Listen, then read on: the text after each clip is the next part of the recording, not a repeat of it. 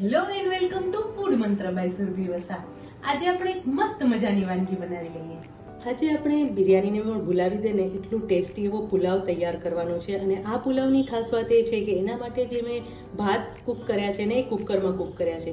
કુકરમાં કૂક કરતી વખતે તે ભાતને ધોઈ અને એની અંદર 2 ગણું પાણી ઉમેરી દેવાનું છે. 2 ગણું પાણી ઉમેરી એને આવી રીતે ઢાંકણ ઢાંકી લેવાનું છે અને પછી જે છે એ કુકરને બંધ કરી દેવાનું છે. અંદર રીંગ મૂકવાની છે પણ ઉપર વિસલ નથી મૂકવાની, એના બદલે આવી રીતે ઢાંકણ ઢાંકી દેવાનું છે. ઢાંકણ ઢાંકી અને 20 મિનિટ સુધી ફાસ્ટ ફ્લેમ પર એને કૂક થવા દેવાના છે. 15 થી 20 મિનિટ સુધી આપણે એને કૂક થવા દઈશું. તો એ રીતે કૂક થયા પછી જે પુલાવ માટેનો જે ભાત તૈયાર થાય છે એકદમ સરસ છૂટો તૈયાર થાય છે. આ રીતે હું તમને બતાવું ને તો તમને ખ્યાલ આવશે કે આ ભાત છે કેટલો સરસ છૂટો તૈયાર થાય છે. તમે જુઓ છો ને કે એનો દાણે દાણો છૂટો પડેલો છે. અને આ રીતે ભાત કૂક કરવાથી એનો ફાયદો એ થાય છે કે ભાત કૂક થયા કે નહીં એ જોવાની જરાય જરૂર નથી પડતી અને એકદમ સરસ એક સરખો ભાત રંધાઈ જતો હોય છે. ઘણી વખત આપણે છૂટો ભાત તૈયાર કરતા હોય તો ઘણી વખત બહુ જ ગળી જાય છે, તો કોઈ વખત કાચો રહી જતો હોય છે. પણ આવી રીતે જો તમે કૂક કરશો તો જરાય પ્રોબ્લેમ નહીં આવે. અને આ જે પુલાવ છે એ ફક્ત 5 જ મિનિટમાં તૈયાર થઈ જશે. તો હવે આપણે એના માટે એક મસાલો તૈયાર કરી લઈએ. મસાલો તૈયાર કરવા માટે સૌથી પહેલા આપણે એક બાઉલમાં 2 થી 3 ચમચી જેટલું ઘટ્ટ દહીં લઈશું.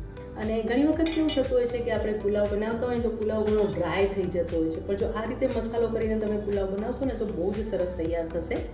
હવે એની અંદર આપણે લાલ મરચું પાવડર એડ કરી દઈશું.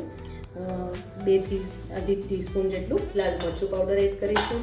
સાથે 2 ટીસ્પૂન ધાણા જીરું પાવડર લઈશું. 1 ટીસ્પૂન હળદર એડ કરીશું. ચપટી હિંગ એડ કરીશું. સાથે 1 ટીસ્પૂન કિચન કિંગ મસાલો એડ કરી દઈશું અને સાથે 1/2 ટીસ્પૂન ગરમ મસાલો એડ કરી દેવાનો છે. હવે આ બધી જ વસ્તુને સરસ રીતે મિક્સ કરી લેવાની છે. મસાલા મિશ્રણ સરસ તૈયાર થઈ ગયું છે. હવે પુલાવને આપણે વઘારી લઈએ. કઢાઈમાં લગભગ 2 થી 3 ચમચી જેટલું તેલ લઈશું. હંમેશા જ્યારે પણ પુલાવ વઘારીએ ને ત્યારે તેલ અને ઘી, થોડુંક ઘી પણ લેવાનું છે. 1 ચમચી ઘી લઈશું.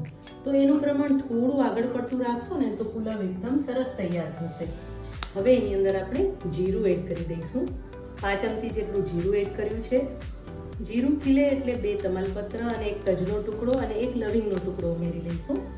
સાથે આ કોબી છે જે એડ કરવાની છે.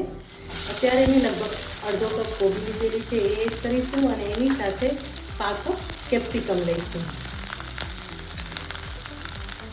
અને એને સાંતળી લેવાના છે.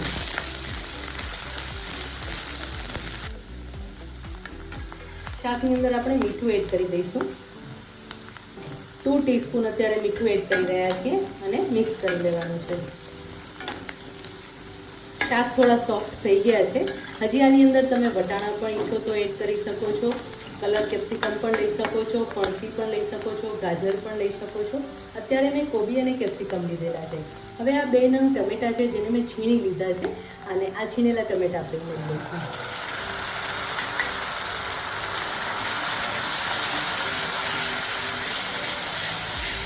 આ રીતે તમે ક્યારે પણ પુલાવ તૈયાર નહીં કર્યો હોય અને આ પુલાવનો સ્વાદ બહુ જ સરસ અને બહુ જ અલગ આવશે. એકદમ ટેસ્ટી પુલાવ તૈયાર થશે. ટમેટાની કચાશ દૂર થાય ને ત્યાં સુધી આપણે એને કૂક કરી લેવાનું છે.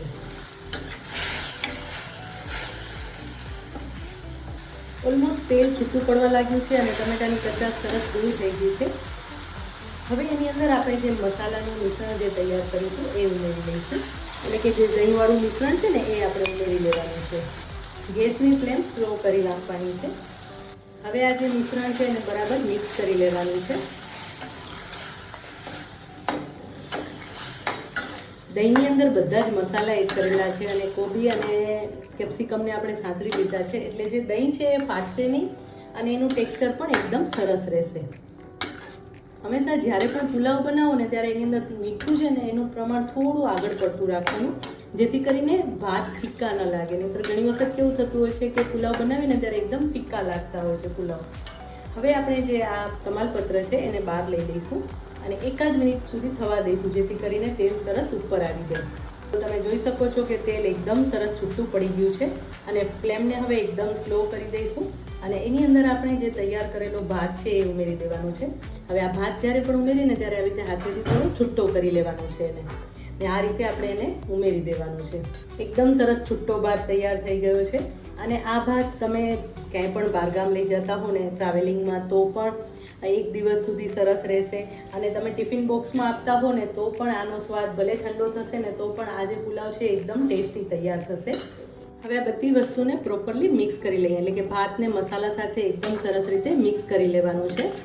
અને તમે આ પુલાવનો કલર જોશો ને તો પણ એકદમ સરસ આવશે. બારે જે મળે છે ને રેસ્ટોરન્ટમાં જે પુલાવ મળે છે ને એવો જ કલર આ પુલાવનો તૈયાર થશે. કે બિરયાની તમે જેનો બિરયાનીનો સ્વાદ જેને બહુ જ ભાવતો હોય એ પણ આ પુલાવ બનાવશે ને તો પણ એને બધાને બહુ જ પસંદ આવશે.